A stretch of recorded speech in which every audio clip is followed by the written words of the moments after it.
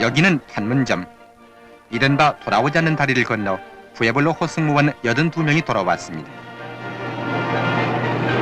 68년 1월 23일 동해 공해상에서 북한 괴뢰 강제로 납치된 지 만 11개월 만에 자유의 땅을 밟은 것입니다.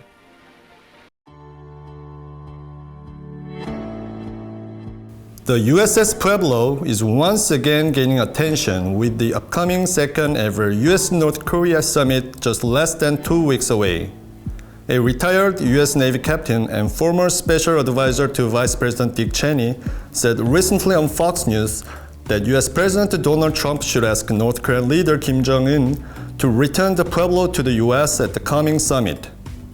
A US congressman reportedly sent White House Security Advisor John Bolton a letter asking Washington to demand Pyongyang return the vessel, which has been seized by North Korea for more than half a century.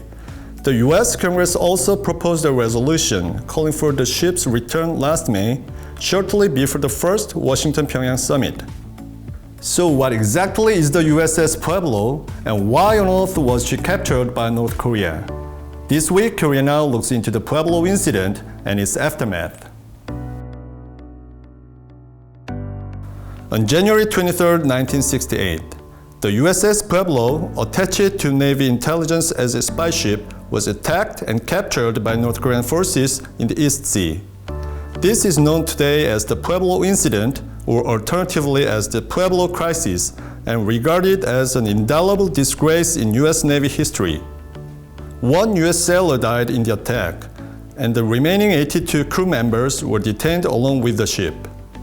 It came a week before the start of the Tet Offensive in South Vietnam during the Vietnam War, and 3 days after the Blue House raid, an unsuccessful attempt by North Korean commandos to assassinate then South Korean President Park Chung-hee in his residence at the Blue House. Despite overwhelming US military superiority over North Korea, it was unable to secure the rapid release of the crew or the vessel. After a tense standoff in which they desperately radioed for assistance that never came, the 83 crew members, including a war dad, were transported to the North Korean port of Wonsan and later to a detention center near Pyongyang. The sailors were held there for more than 11 months.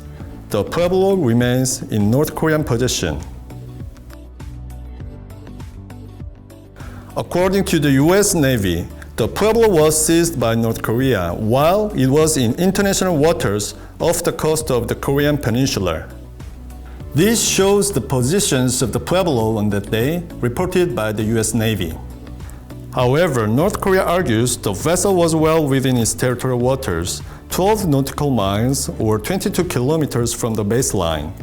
Pyongyang stated that the Pueblo deliberately entered their territorial waters 7.6 nautical miles or 14 kilometers away from your island, and that they intruded several times. This chart shows the 17 locations that North Korea claimed the Pueblo had entered their 12 nautical mile territorial waters. Although it is uncertain who's telling the truth, tensions on the peninsula ratcheted up to the extent that US generals drew up a potential nuclear strike plan, eventually opening negotiations with the North Koreans at the Panmunjom Peace Village in the demilitarized zone between North and South Korea. After months of talks, the Cold War crisis finally resolved 2 days before Christmas 1968, when the Gaunt prisoners walked one by one across the Bridge of No Return in the DMZ.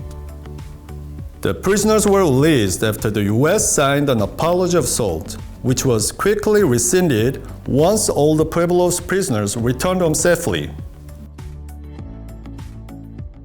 The Pueblo's capture was such a coup that North Korea turned the ship into a tourist attraction in Pyongyang.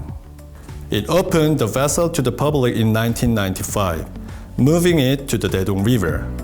In late November 2012, the Pueblo was moved to a berth along the Botong River and has been used there as a museum ship at the Pyongyang Victorious War Museum. Visitors are allowed to board the ship and see her secret courtroom and crew artifact, an old political symbol of North Korean victory over the US. According to former US Ambassador to South Korea Donald Gregg, in 2005, North Korea indicated that it would be willing to repatriate the Pueblo, which is yet to happen. The Pueblo is the only ship of the US Navy still on the commissioned roster currently being held captive. Using the upcoming summit as a momentum, if the North returns the Pueblo, the symbol of hostile US-North Korea relations in the Cold War era, it can be a good gesture of trust building for both countries. However, some critics say Washington will not demand the return of the still commissioned Navy vessel, in that it can decrease the momentum for the denuclearization of North Korea. In fact, there has been no indication the matter was brought up by Washington officials ahead of the second summit with Pyongyang. What are your thoughts on this? Please let me know with your comments below.